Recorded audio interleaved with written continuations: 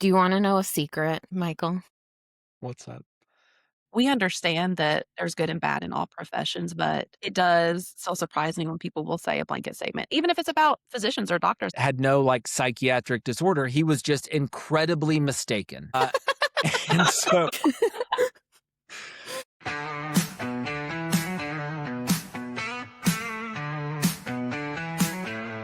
Hey, everybody. Welcome back to Banter at the Bedside. I'm Kaleigh.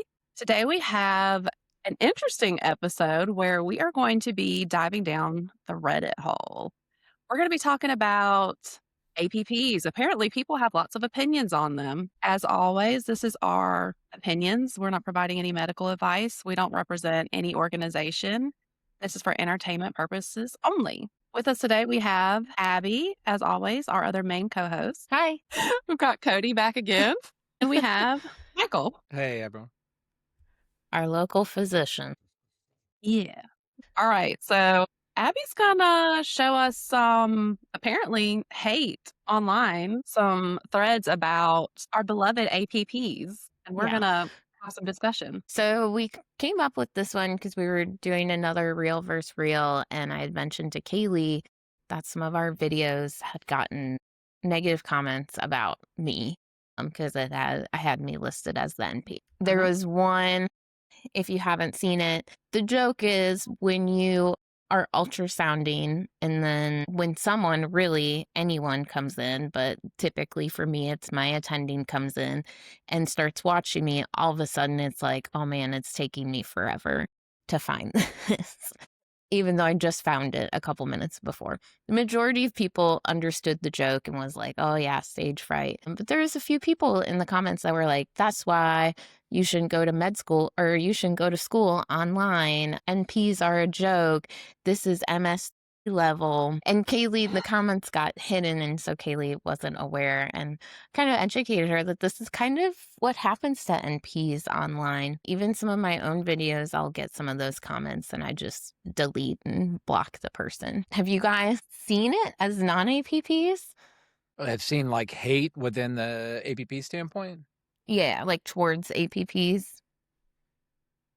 Like I haven't seen it just like outwardly in my hospital to be like somebody like going up to them and being like, below us or whatever with it. But I mean, I know that there's always that idea, especially in like an academic institution. If you have APPs in an academic institution and they're like, oh, we don't need them. We have residents, or, I have had people say like glorified scribes, or like certain comments of just like their job is just to like be below but not like in the hospital, just like people talking Yeah.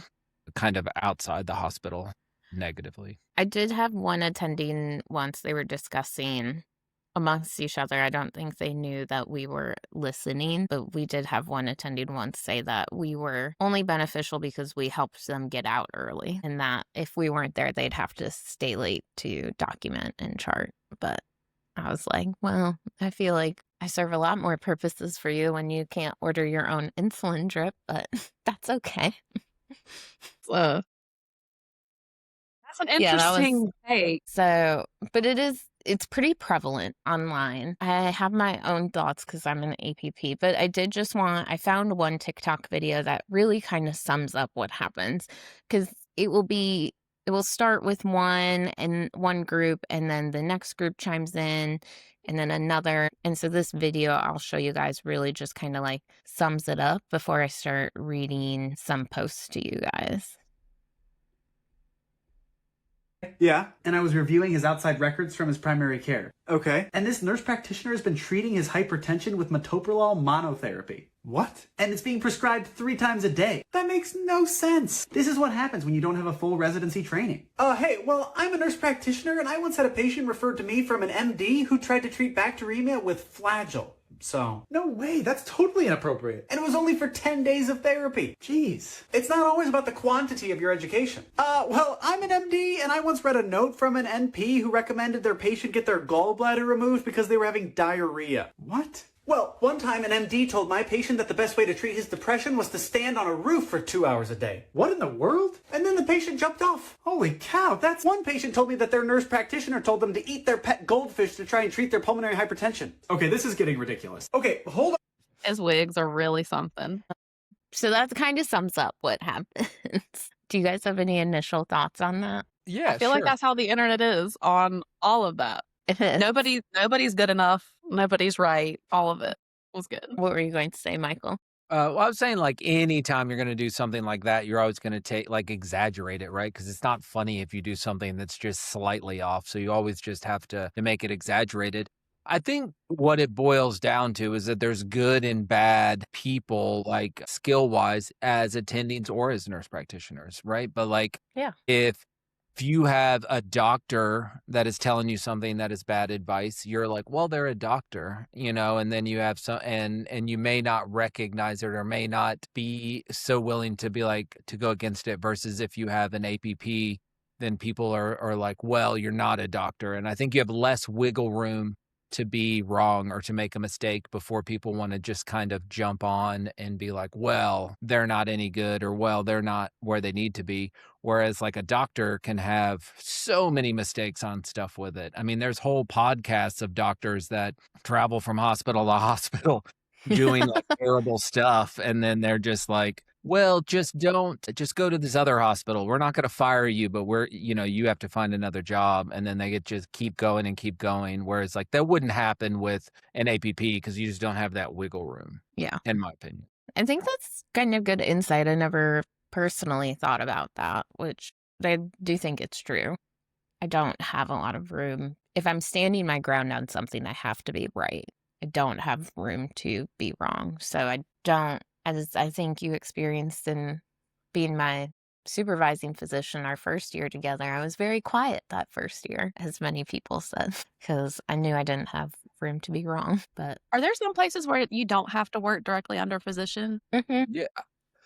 Not like, I mean, you would have to go to a very small hospital to work in like an ICU. I don't know if you can work in an ICU not under somebody, but no. as a nurse practitioner, you can independently practice in a number of settings. It's just like in those particular settings, I don't know of any, but they may exist. No. So for me as an ICU or acute care trained NP, there's no settings where we would be alone practicing independent. There are some independent practice states in which like FNPs or outpatient basis, NPs can practice independently in PAs, but a lot of that comes with a certain number of hours. There are some places, as an acute care NP, I haven't heard of any, doesn't mean they don't exist. It would have to be, like Michael said, probably a really, really small hospital where there's just no options, just like the really small hospitals where you have family practice doctors trying to run ICUs and vents and stuff. Like, should they be doing it? No, but like they have some training and something's better than nothing, limiting that access. So for me, no. Do I want to? Also, no. Like being an NP. And I think that's something that people, med students and residents and fellows, I think don't understand until they're attendings, that I don't want to be a doctor. I didn't become a nurse and a nurse practitioner because I couldn't make it in med school. I got all my prereqs for med school, actually. I just like the nursing path. I like doing this stuff. I don't want to be a doctor. I don't like the weird stuff. I don't want to treat the weird stuff. I don't want to diagnose. Well, what's the one that everyone at our hospital always wants to diagnose that it's like super rare? It's not AML. HLH? HLH, that one that everyone's like, it's HLH. And I'm like, I thought this was super rare. And yet we seem to have one every month. But like, I don't want to do that. I don't care. I want to treat someone's diabetes. I want to treat their regular hypertension. I want to treat their STEMI. I want to sit and educate them and spend that extra time. And I think you'll find most nurse practitioners, most PAs are that way. Like, I chose this path because in this path, I get to spend more time with my patients. I don't have to worry, and I get to help the physicians. I can worry about room 28, blood sugar of 280. Well, you decide if it's HLH or not. Like, that's fine. Mhm. Mhm. But I think that's something that's like I've noticed going through these threads too, in that I think there's a lot of assumptions that we became nurse practitioners or PAs because we couldn't cut it. And I don't think that's the majority of people. Are there some out there? I'm sure there are, but I don't think the majority of us are. Oh, yeah. That's like That's that my rant. question, "Why Sorry. did you go to med school?" And it's like, "Why what does that have to do I guess I'm not good enough." Nurses get it, so I'm sure that you get it all the time. Hmm. But in terms of, like, for us, because you guys are acute care nurse practitioners, compared to, like, a resident coming in, you have more experience because you've worked at the bedside as a nurse and trained, whereas, like, if they've just graduated medical school, like, they did clinicals, but I do think there is a difference in, like, functionality, like, right away. But as far as, like, non-acute care settings, I don't know how that would stack up as far as, like, when you're not doing, like, procedures and things like that. So I think maybe that's where a lot of this comes from. Yeah. Is it more like I, general well, practitioners? I haven't looked at these, so I if don't you, For me, I think there are certain things I really like working with residents and fellows. I really like working with APPs. So like across the board, but I'll kind of treat them differently, right? Like a resident doesn't know a whole lot, right? They're learning stuff, especially in these specialized units. So if you're going into like the cardiac ICU or the cardiovascular ICU, that's a whole different world than the medical ICU. So you could be a very good resident in the MICU and step foot in the cardiac ICU, and it doesn't mean anything. You have to learn so much more stuff whenever you do it. And the same thing with like fellows, like we have fellows that rotate through, and experience wise, the more you do it, the more comfortable you get with it. With nurse practitioners, I think that it's the idea of kind of both ways on stuff where it's hospitals like to hire APPs because they're cheaper than doctors, right? So the more yeah. APPs you can hire, you're going to be saving money because they're going to take a load of the work off that it versus like the doctor's part of things with it. There is a concern as you start bringing residents and fellows into that APP space that you're going to all of a sudden be like, well, we don't need 3 APPs. We only need 2 APPs. And so then the APPs can get defensive with it. Whenever I stepped in to be a medical director back in the day with you, mm-hmm, actually, the nurse practitioners were, or the, I guess we had both APPs kind of sat me down and they're like, hey, we're worried. You know, when you were a fellow here, you were very pro fellow, which was true. mm-hmm, I very much wanted the fellows to get an education in order to be good at their job. But the worry was that I was going to get my foot in the door and then work on getting more fellows and then limit the APP spots. So that was like a thing. And so sure, I mean, absolutely it's going to cause conflict because all of a sudden the unit became a very cool place to be, right? It's got a lot of toys and things and things to play with. And you get to say words like ECMO and Impella and people get very excited about it. All of a sudden we had like residents that were like, I want to do cardiac ICU. And then the residency is like, what if we made it a mandatory rotation to work in the cardiac ICU?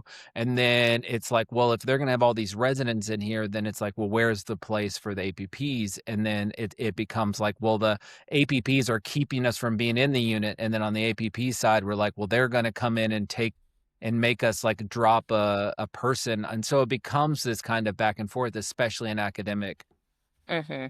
units for me. But my argument and what I think has done well with y'all is that it's not a mandatory rotation for residents. Residents are allowed to go there on a case by case basis based on their interests. So if Yeah. they're interested in cardiac or interested in like cardiac ICU specific stuff, then they can be like, okay, like you're in good standing, you have this interest, you can go in there. So you're not having multiple residents trying to get in there to take a spot with it, which is a good way to do it. I will always be, when it comes to specialized ICU units, I will always be pro APP.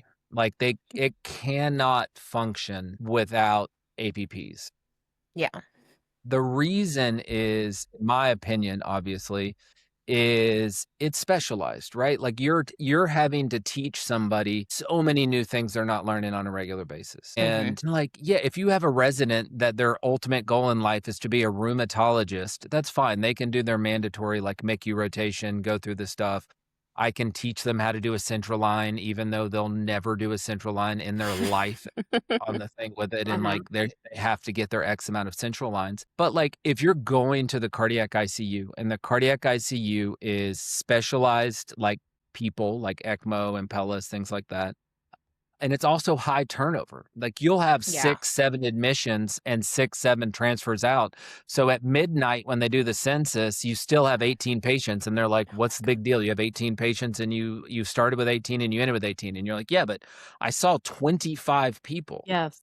And we're like, this nurse had 4 patients. She transferred both of her patients out and got 2 new ones in. You know, like it's a lot to go through it. And you can't do that high turnover in a specialized unit while you're trying to teach them, this is what you do during a STEMI. This is what you do during cardiogenic shock. This is what you do.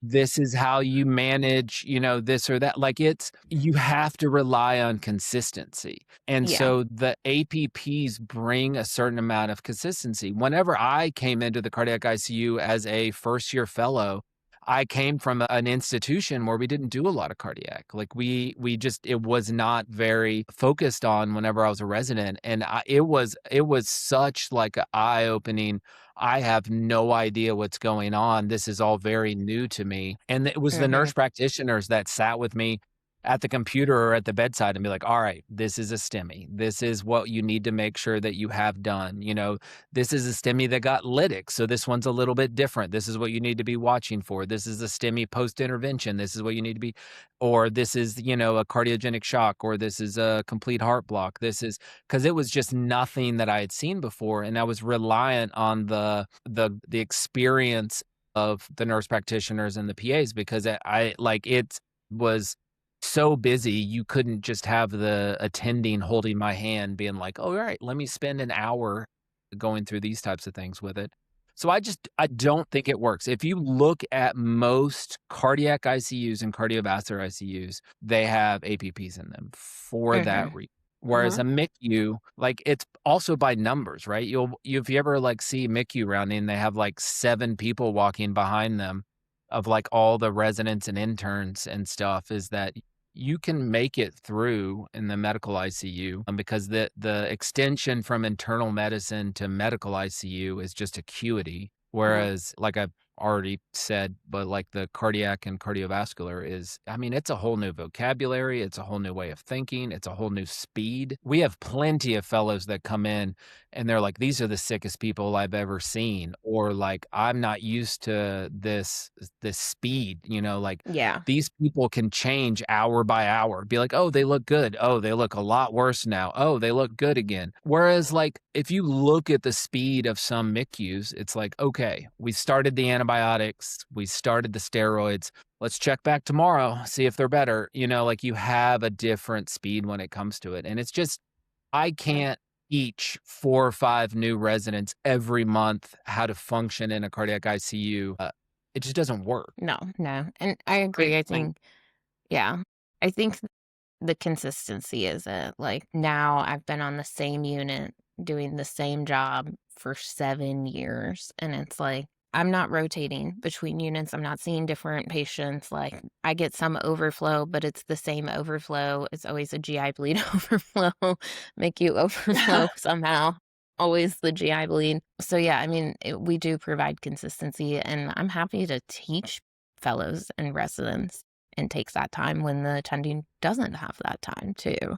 And that's, I think, the other thing that we can offer. But all right, are you guys ready for some of these Reddit posts? So there's one whole Reddit thread, and it's called Noctor, not a doctor. And it's a intended as a place for sources and a place of discussion regarding independent and inappropriate mid-level practice, designed to highlight the differences between a medical doctor and mid-levels in areas including training, research, outcomes, and lobbying. Noctor refers to mid-levels, NP, PA, CRNA, clinical nurse midwife, who pretend to be doctors. This is not a sub for discussing nurses acting in a nursing role. Isn't mid-level kind of like an offensive term at this point? Yeah. But I think, Are these physicians writing this? some of them, most of it, like they label themselves. You don't know, but most of it seems to be med students, residents. Wow. But there are a couple fellows. For me, going through it, the interesting is the pick-me's. There's some PAs that respond, some NPs that respond, pharmacists in there that are kind of like some nurses that are like, just pick me. Do you know Oh, what that great. is, Yeah. Michael? Go ahead. Just start. A pick-me is like the girl that's the best example is like, I'm not like other girls. I like cars and I like sports and I don't like hanging out with other girls because there's so much drama. I just like hanging out with the boys. I'm one of the boys, and she like wants to be picked by the boys. So that's what they're giving. They're giving pick-me energy. Like, I'm not like other NPs. I agree. We shouldn't be here. Doctors are the best. Anyway, Okay. so Something, this yeah. is the first one. Mid-level research. Isn't it kind of telling that no mid-level program have or produced researchers that contribute meaningfully to the literature of the field of medicine that they are in? Sorry, but has any CRNA published anything in the New England Journal of Medicine or Nature to advance the field of anesthesiology, since they are, of course, as knowledgeable as anesthesiologists? The only studies they publish are ones justifying their own existence, is the original post. I can't speak on research because I ain't doing it. I ain't never done it. Research is hard, and I think like I am not like it is not my forte. It's not something that I can easily just be like, let me like just crank out a paper and try to get it published. On the other hand, like of the papers I've been published, it takes months of like you put together your draft and then you send it to like 6 different people, 5 of them trash on it, one of them's like maybe, but you have to do major revisions and then you have to revise it, and then after you revise it then they're like fine, but it cost $1,000 for us to publish it in our journal, and it's a long process to get something like that published. And I've published papers with like intensivists and surgeons like only on it, and it's still very difficult. So I think it's like it's one of those arguments that's like, if 3 CRNAs handed in a paper to the New England Journal of Medicine and there was no MD attached to it and it was an amazing paper, would they look at it and try to publish it versus if it was attached to 3 medical doctors? I don't know. I'm not saying that they wouldn't look at it, but my guess would be is that it's as hard as it is for me to get stuff published at being like a medical doctor versus like being an APP or those types of things, then I think it's like you're never going to win because you're never going to be looked at. No one's going to be like, here's a landmark paper by this whatever, and then everyone's going to be like, how can it be landmark if there's no doctor attached to it or something to that effect? Yeah, like it sounds like the person that wrote that is having to do their first research paper and is pissed about it. And the same thing like you said. And then if you did go through all that trouble to do it, they'd be like, well, I'm not going to read that. It's just by a quote unquote mid-level. So I'm sorry your butt hurt that that's what you have to do, but you went to medical school. So I guess that's. Here is one of the pick-me comments. Oh, God. As an NP, I don't even understand the push for doctorates. If you want to do research, be an MD or such. Maybe if you want to be in research under an actual doctor, sure, get your doctorate and see if anyone needs you. But we aren't educated, let alone respected enough to ever have anyone trust our research. LOL. Because of people like LOL. LOL. To me, like having my DNP, you do have to be selective of the program, but you also have to understand like what we're doing. Like my DNP is in leadership. I'm not doing bedside clinical research. I'm doing implementation of staffing and budgets and how do I fix some of these problems with insurance companies or onboarding, retention. Like that's where my stuff's at. And like I have many classmates that are published on that topic, but again, like no pharmaceutical is coming and asking me to run a study. It doesn't happen. I just thought that was interesting. I don't understand the push for doctorates. Okay. But I've also had plenty of unbelievably smart APPs that could absolutely do like the research in the background and the stuff to do it. Yeah. So like the whole idea of like we don't have the education or whatever, like you like to do research has nothing to do with that. Like it's not like in medical school I spent a year learning how to do research. Like research is, I think, independent of those types of things. Mm-hmm. A lot of what I learned to do from research is just from like what I did post medical school. Also, I am also one not to do research where it's like I did a head-to-head prospective double-blinded blah blah blah. I'm just not in a position to do that right now. I do a lot of like clinical stuff where I'm like, hey, this is what we did at the bedside or did to here or there. You know, like I would be on the exact same part of them, that I'm not doing that bench research or those like drug trial researches. So yeah, I definitely don't agree with that. I mean, to make it so that you're just saying none of them are like they're not smart enough as a group to do that is ridiculous. I think it's funny too, like, that's what you're gonna complain about? It's just such an odd like, are doctors just walking around like, "That APP, she never had to research anything." Like, it's just I don't know, it just seems like an odd thing to be mad about. Now I will tell a story if I may. Yeah. We had a nurse practitioner who was a DNP who would introduce themselves to the patients as Dr. So-and-so. Yeah.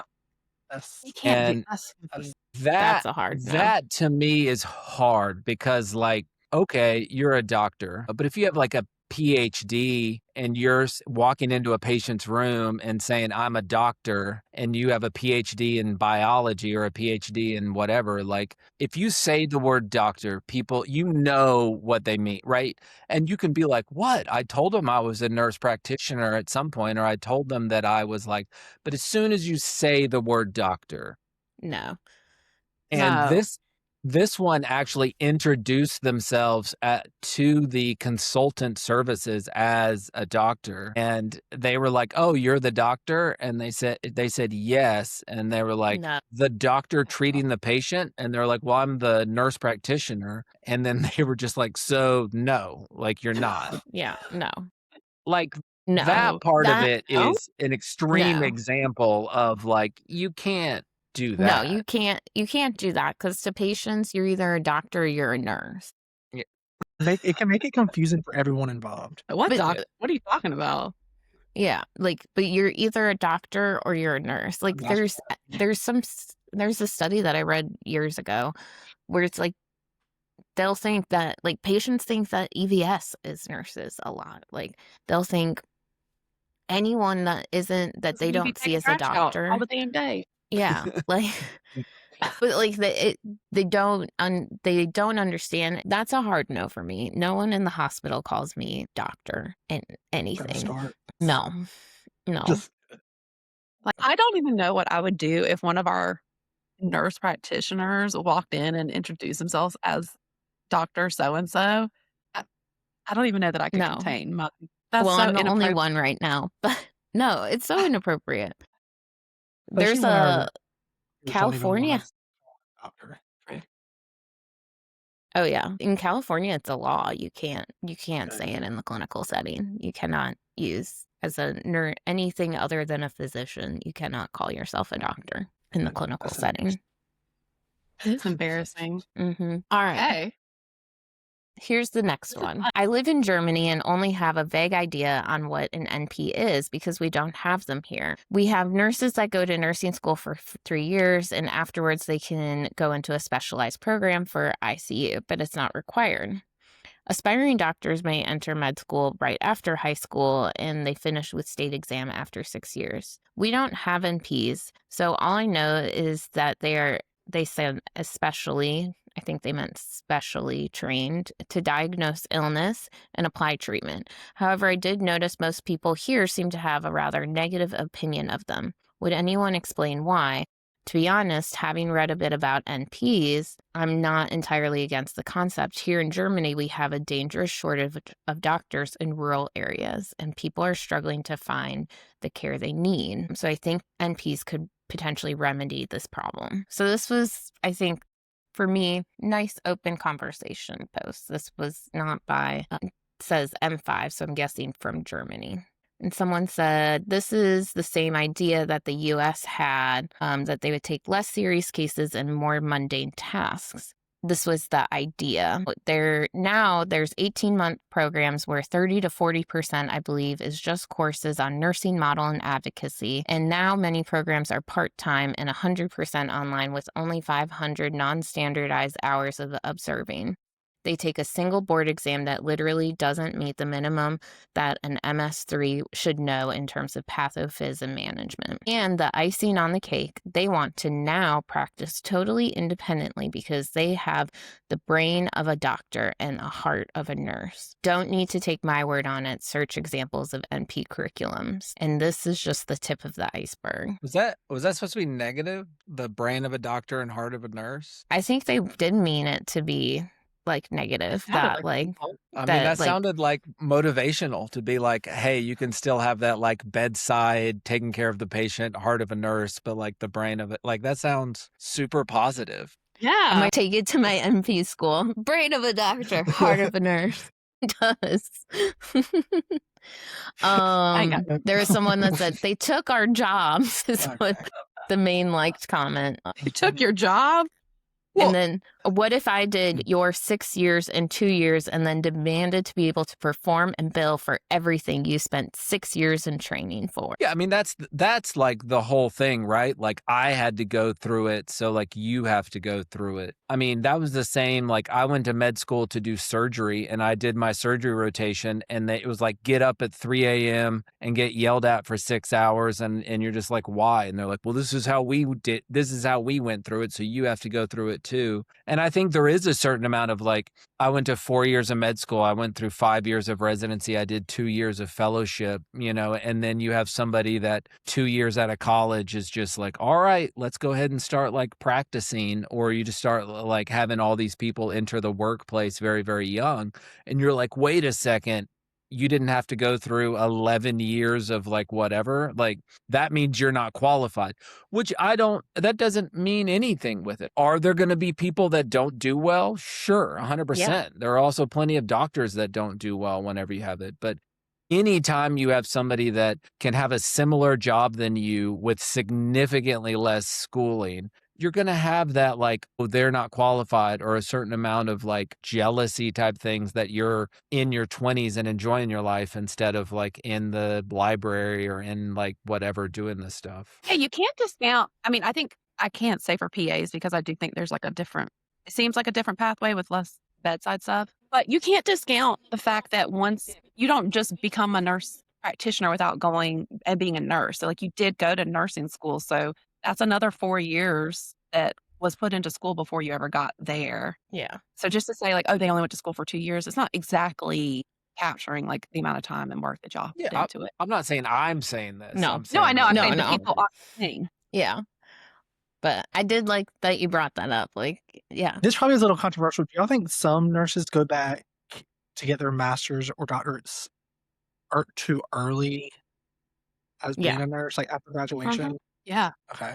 Don't you? Yeah. Yeah. They be back in school after a year. I'm like, That's where I sometimes I feel like we lose the respect almost, because you can graduate, you've been a nurse all of 2 seconds, and then, oh, I'm in CRNA school, or oh, I'm in a nurse practitioner school, and you don't even know how to function as a nurse. You've been off orientation 8 months, and now you're back in school, soon to be treating the patients that you don't even know how to take care of now. No, I agree. The other thing that I think can probably make physicians on the more like jealous side of things is the ability to do something else, right? People ask me like, what would you recommend? Right now they're on the other side again, like, would you recommend someone being a a nurse practitioner or a PA, or would you recommend them being a doctor? And I was like, it entirely depends on them, right? Like I've had problems with authority. I'm aware of that. And You? No, I'm shocked. and so like if you ask me would I do it Love all a over self-aware again, king. I would absolutely do it again because I like being the one that is making the decision. Like I like knowing that if good or bad, like I'm the one that made that decision. Whereas if it's good or bad and I didn't make that decision or someone overruled me, that would be frustrating for me. And so like I was like, no, if I had to do it again, absolutely I would go back and I would be a doctor again. The average med school debt used to be $250,000. I imagine it's more than that now. The amount of time needed to spend in there is a whole lot of your life that is taken away from it. Whereas like you can enter the workforce a lot quicker if you come in as like some form of APP. And if I all of a sudden was like, you know what, I've always wanted to be a surgeon, I would have to apply for residency and start over as an intern again to be a surgeon. Like I've known people that were emergency medicine doctors. I know one that was emergency medicine doctor and then was like, I want to do pulmonary and critical care.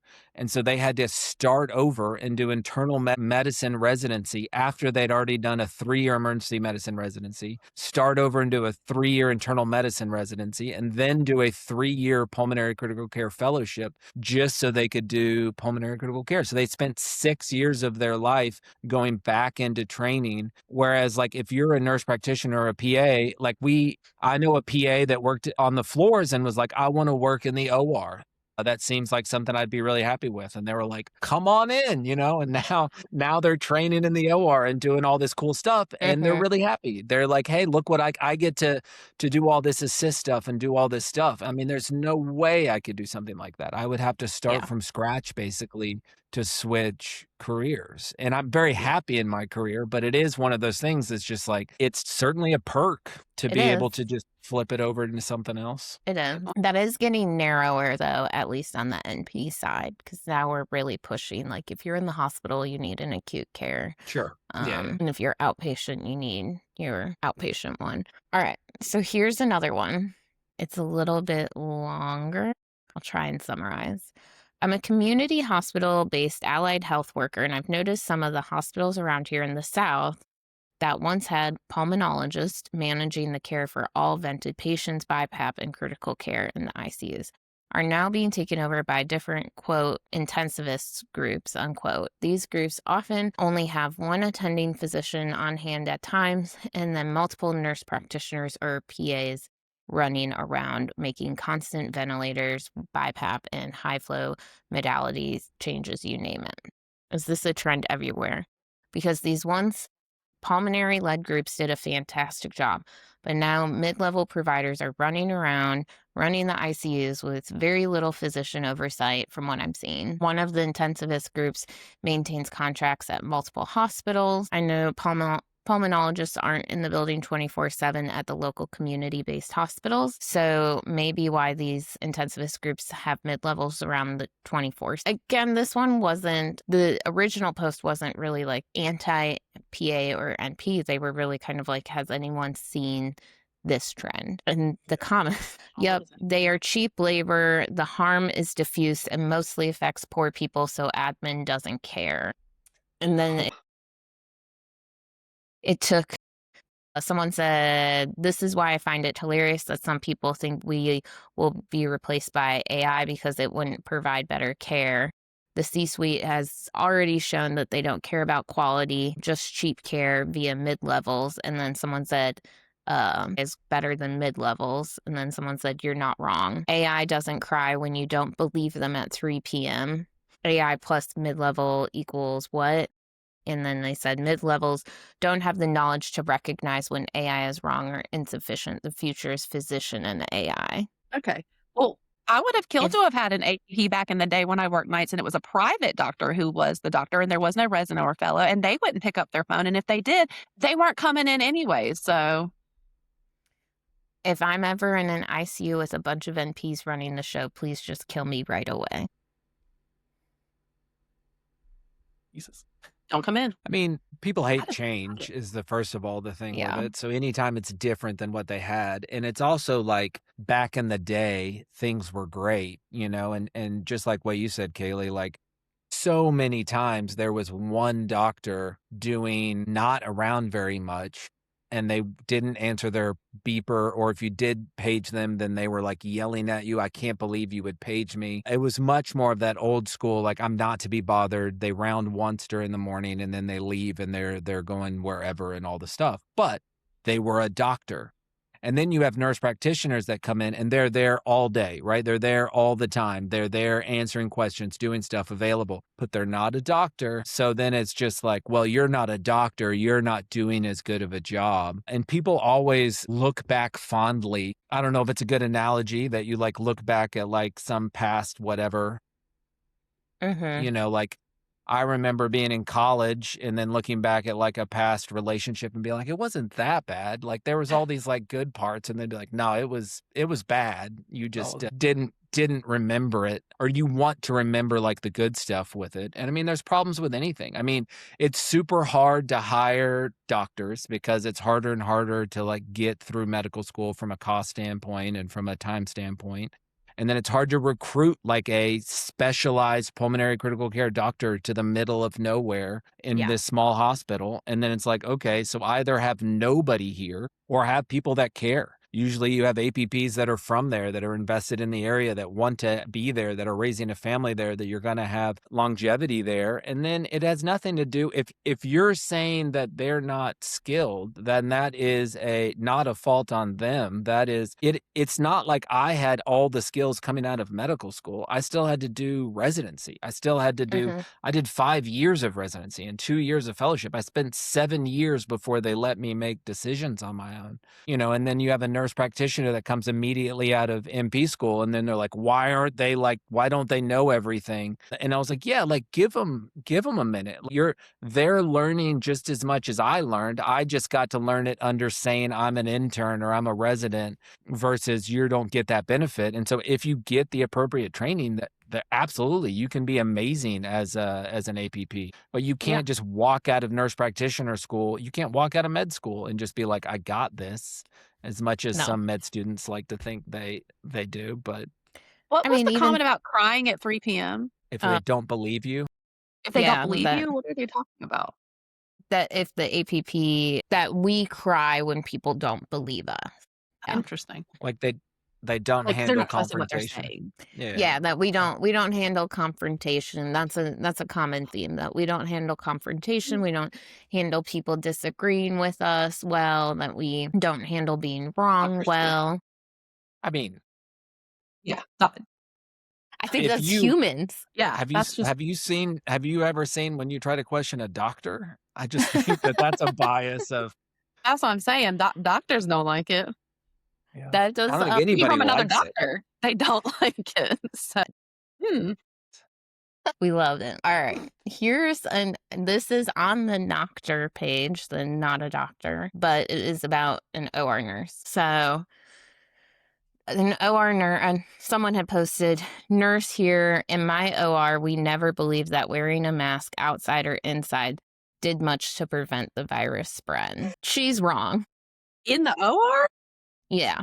Oddly enough, these healthcare professionals and myself all have been over 10 years of experience as well. Don't tread on me and I won't tread on you sounds like what we should be teaching our nurses early on. Think for yourself. That's what she posted. So then they posted this in the Noctor page. And this is where I get bothered, because this is someone that says that they're a nurse. There's no verifying that.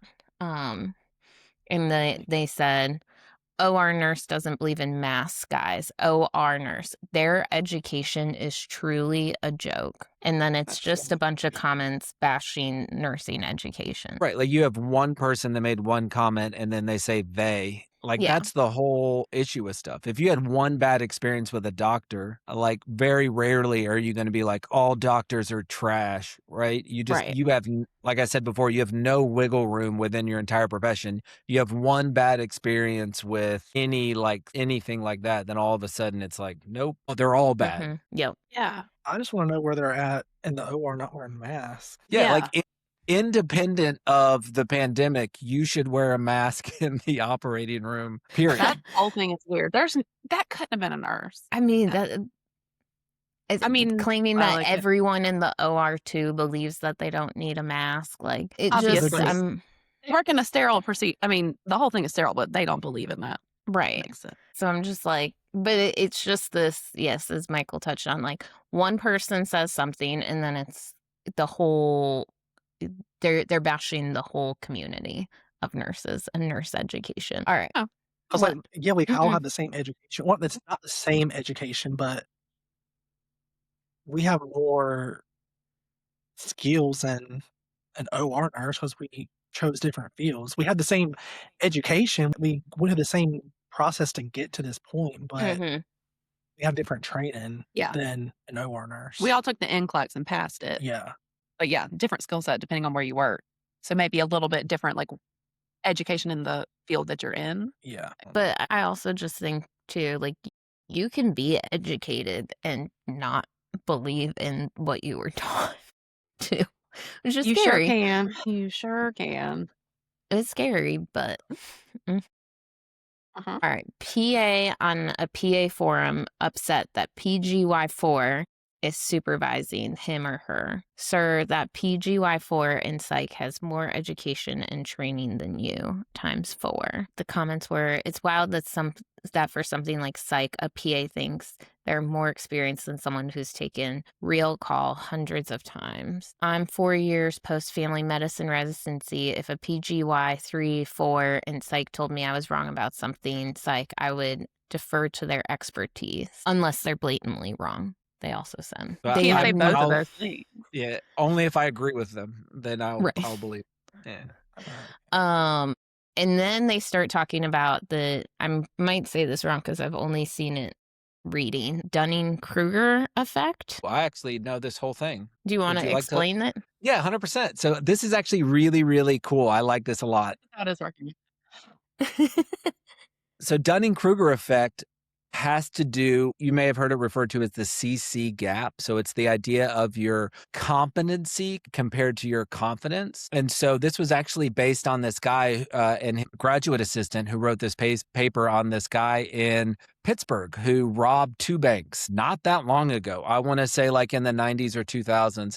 And he robbed the banks in broad daylight, no mask, no anything. And he robbed 2 banks and then he just went home. And they easily saw him on camera and went and they picked him up and they arrested him. And he famously said something to the effect of the juice didn't work. And so he had learned about lemon juice, that if you put lemon juice on paper, you can use it as invisible ink and that you can't see it unless you like put heat on it. And then once you like put it in the oven or do something that's going to put heat on it, it will display the message. So he thought that if he poured lemon juice on himself, he would be invisible to the cameras. And he even I don't think he's had the money.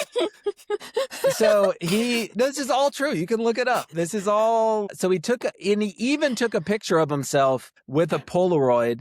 And he says he was invisible. He did not show up on the Polaroid. I don't know how that did or didn't happen. So he assumed that he was just invisible and he went and robbed these banks. And so obviously it was like, does he have a psychiatric disorder? Does he have some sort of like intelligence, something that would make him like unable to stand trial? And they determined that he was in fact intelligent enough to stand trial and he was like had no like psychiatric disorder. He was just incredibly mistaken. And so Dunning did the Dunning-Kruger effect where they took confidence and competence and they plotted it out. And so at the very beginning, what they learn is when somebody first learns a topic or an area, they get this wild amount of confidence. even though they don't know anything, they'll have this crazy high level of confidence of got this. And so you'll have high confidence with very low competence. And then as you start learning more about that area, all of a sudden you're like, wow, I actually don't know anything about this. And then they call it like the peak of Mount Stupid. And then it like goes down to the valley of despair where you lose all of your confidence as you start learning more, saying, I don't know anything. And then slowly it starts coming back up where it starts being more linear, where like as your competence grows, your confidence grows and you start narrowing that CC gap. And so a lot of what they talk about whenever it talks about like practitioners, med students, residents is where are you in like your CC gap? Because if you're not confident and not competent, it's not bad. Like you just need to like grow. If you're very competent and very confident, you're probably a little unbearable, but like you're not like unsafe. You know a lot of stuff. You just have a lot of confidence. But it's the people that are very confident but have no competence that are super dangerous, where they're like, oh, hey, I just went and ordered a bunch of stuff. And you're just like, all right, what do I have to go delete now? Mm-hmm. Or the nurses will come to you and be like, are you sure you want this? And you realize that they just have this wild amount of confidence with no knowledge. And so the Dunning-Kruger effect is that often people shortly out of like med school or shortly out of residency or shortly out of NP school, PA school, they'll have this wild confidence that they like got this. And then they're very dangerous for those ones that have it. That is so true. I didn't know there was a name for this phenomenon, but it is absolutely, I mean, to a T. Yeah. Yeah. Once you learn what you don't know, you're like, oh, look, I have probably really fucked some stuff up. And that's nurses too, but like that's so true. I love that. But I'm gonna start using that. You're about at the peak of stupidity. We're good. Good. You're almost over that hump. So what's your CC gap? So what's your CC yeah. gap? So yeah, they keep saying that this PA questioning a PGY4 or post-grad year 4 supervising, acting as the supervising physician is this Dunning-Kruger effect that he's, I guess, at the peak of stupidity for questioning this. I mean, I think this comes up a lot, though. Like, I remember being a fellow and I would be at the level of the APPs. That's how it was set up. We would just all split them in thirds, right? Every third patient would come to me. Obviously, I'd be like, hey, this one's really cool. Are you cool if I take this one? And like whatever on some of the stuff with it. But like overall, it was every third patient. But at some point, right, that's the crux of it whenever it comes to being a fellow that's getting ready to be an attending. I went to a 2-year fellowship. So let's say it's March, or let's say it's even like January, whatever, of my last year. I'm getting ready to have to be the one in charge, right? And how do you learn how to be in charge unless you're in charge? And so if you're a PG and you're headed towards being in graduation, at some point you have to practice being the person that is the leader. Like, it's just how it comes with it. Like, eventually you have to be the one that people are going to ask questions to. And if you've never had questions be asked to you, then you're not prepared. And so when I was an attending, I always tried to fill it out, because we definitely had fellows that were very strong fellows.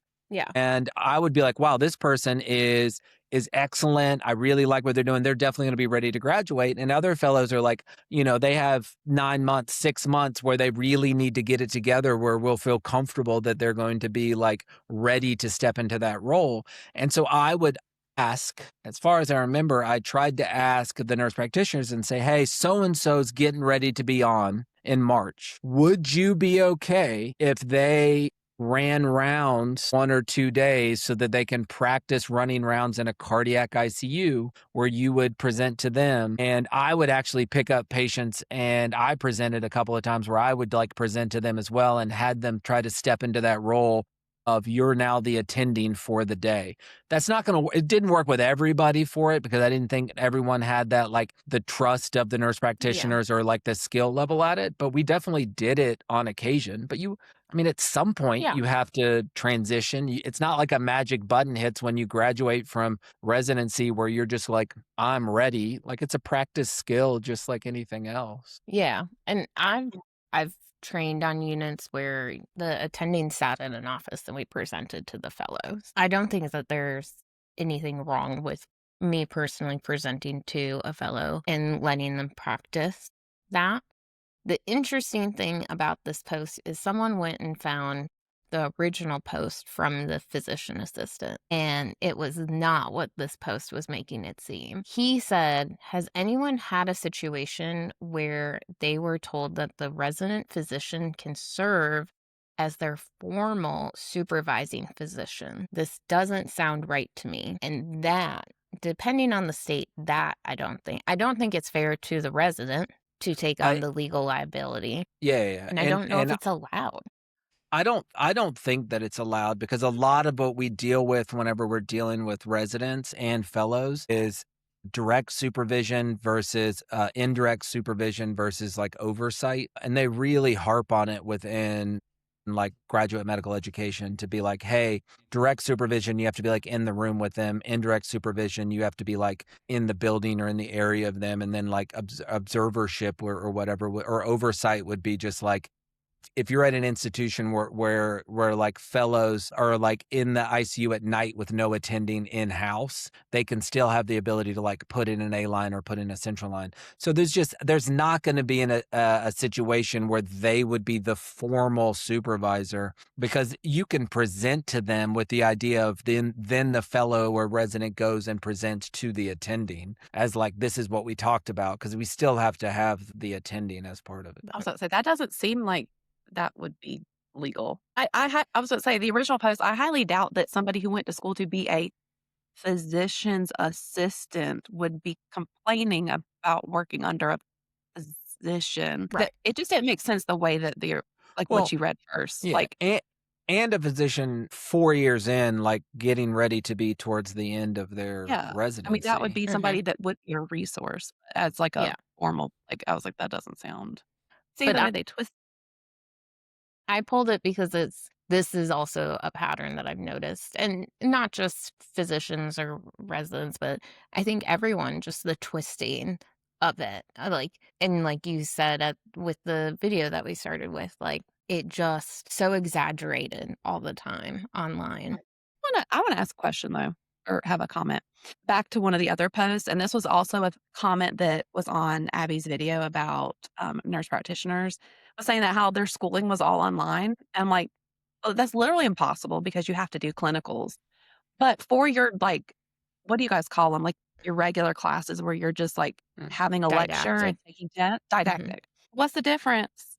Whether it's online or over Zoom or in the classroom, like for all schools, like why would that make a difference if you're having all your clinical time and all your clinical hours, which is really where most of your learning is going to take place? Like, what's the problem with that?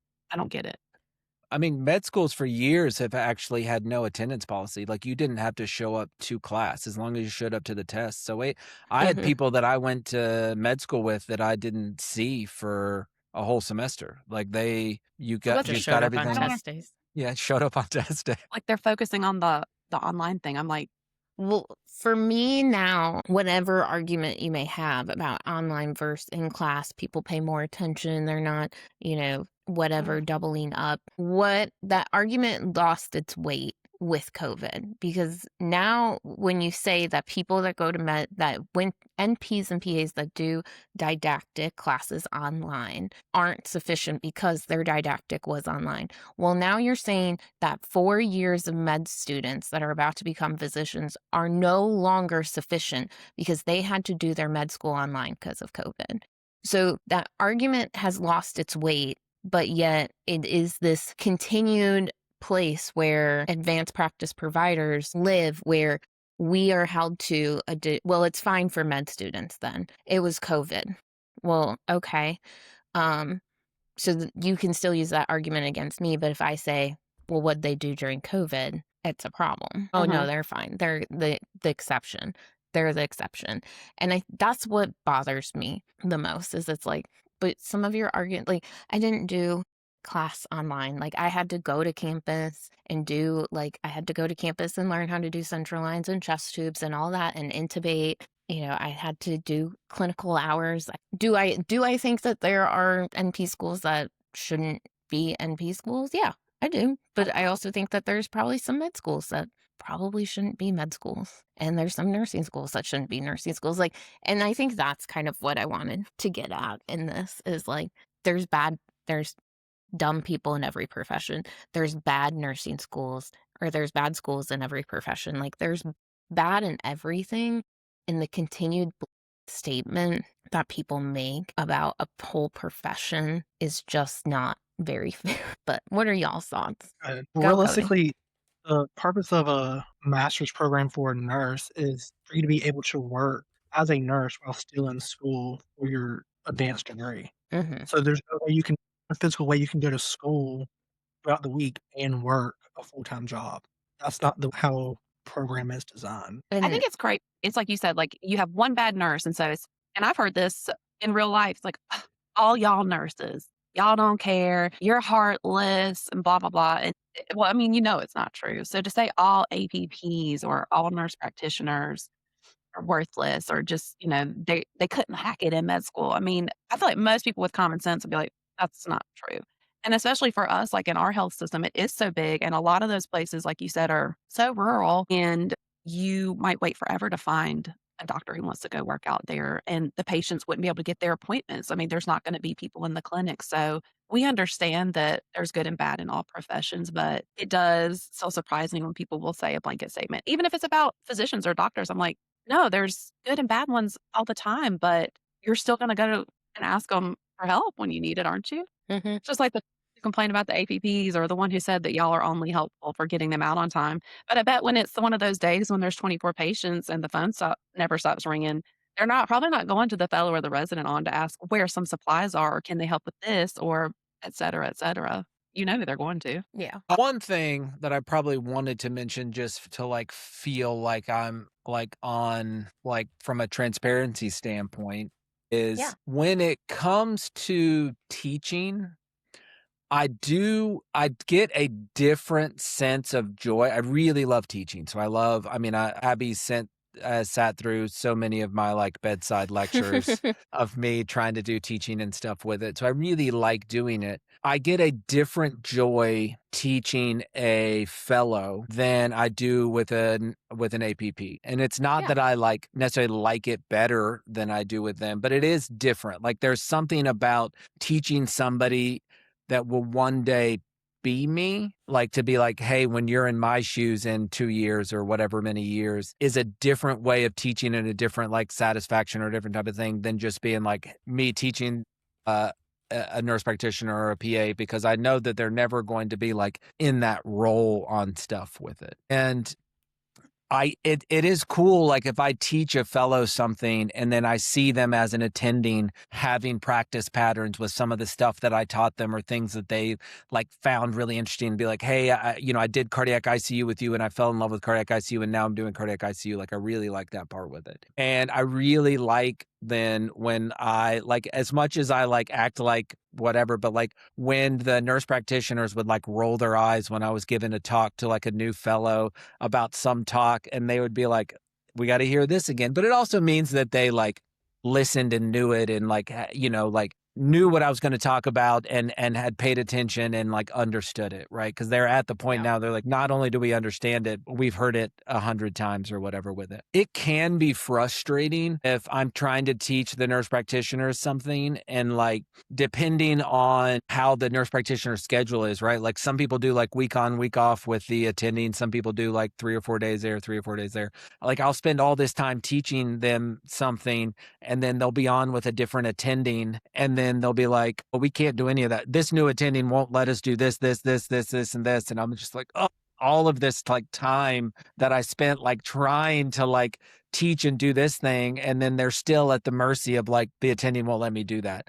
Yeah. So it is different whenever it Yeah. comes to like teaching on stuff with it, but it's not that I dislike it. It's just that I realize there's differences or I may have like different feelings or different things with it whenever it comes to that part of it. Yeah. Well, but again, there's different expectations too in those careers.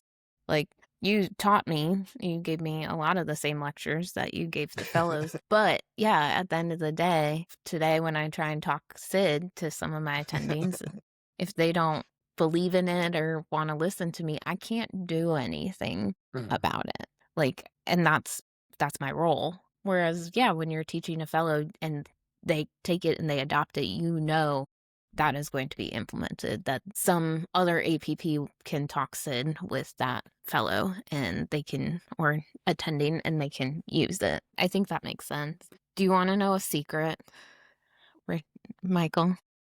What's that? We heard your lectures so many times that sometimes we would know that that you were going to give a lecture on a specific patient, like we could figure it out, and we would prep the fellow before to screw with you in your Oh, face. did?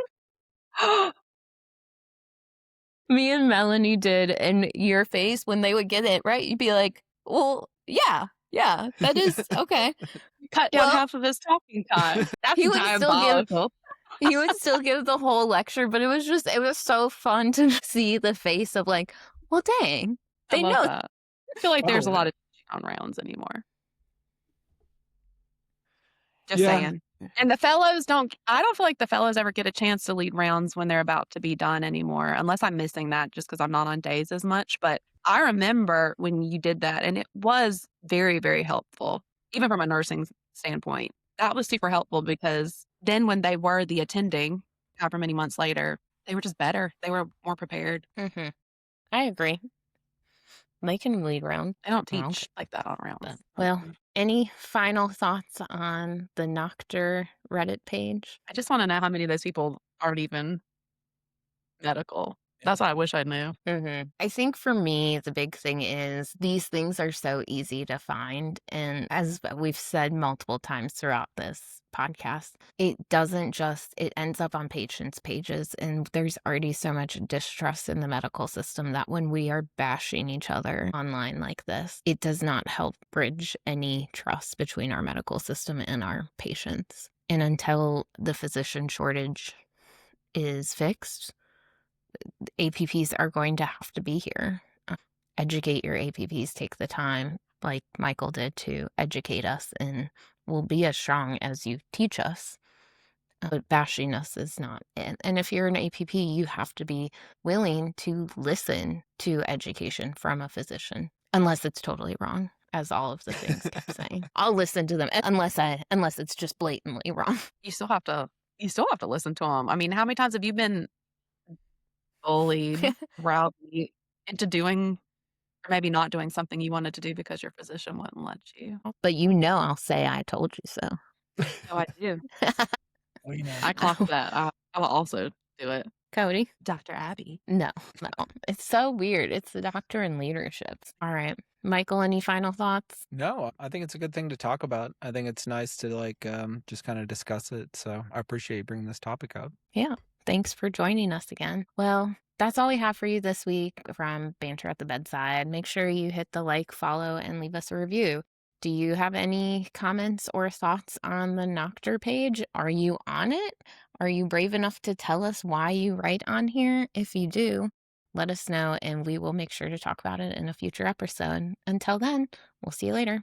Bye. If this felt like your kind of conversation, make sure you're following, leave us a review, and we'll see you back here soon. Bye. Step into the light where the stories hum.